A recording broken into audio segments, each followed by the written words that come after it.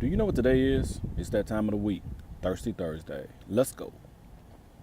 I want to raise your expectation on today. Look up, keep your head up, look to the sky, because ravens are coming. Ravens, they're a common bird. Oftentimes you'll see them in the sky, or sometimes as you're driving by, you might see a carcass of another dead animal. There a raven will be, feasting, sucking the rest of the life of a carcass of a dead thing. In order to know why a raven would be significant to you, you got to know the story. There was Elijah, a prophet, talking to a king, telling him that there would be a drought in the land. And during that drought, God spoke to him and led him away from where the famine was happening. But he led him to a river east of Jordan. And there he said, you can drink every day because the river will be running. But I will command the ravens to feed you. So water is the bare essential for life. You know your body's made up of at least 70% water, but however, food is the bare essentials for being satisfied. So now you have Elijah in this space, and what was meant to feed off of him by nature was now providing for him. If you look all around, I don't know where you are in the country. However, here on the East Coast, we've endured gas shortage because of some type of leak in the pipe, and there is definitely drought all around. People are still unemployed. People are still underemployed.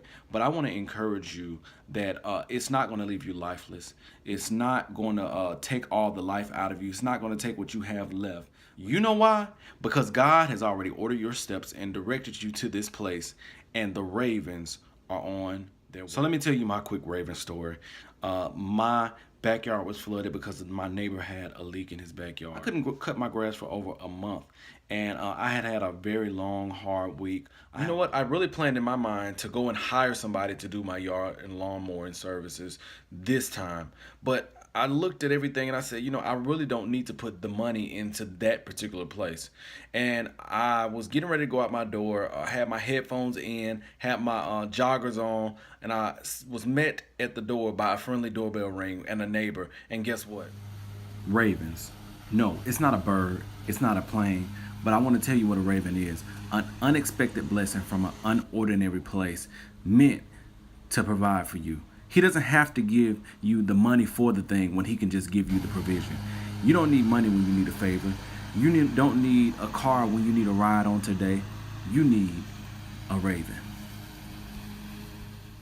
Father God, we thank you now because we know and we know better to live in our expectations, that we expect unexpected blessings from unassuming people, from unassuming places, God.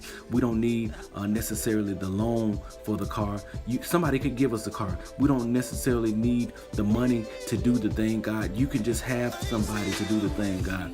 Thank you because we don't need resources when you are the source. You could place us on somebody's heart that can do the unthinkable, God. And you are the God that can do exceeding abundant above what we can ask or think, God. So do what you do so well. And thank you for our ravens, because we live knowing that our ravens are coming. In Jesus' name, amen.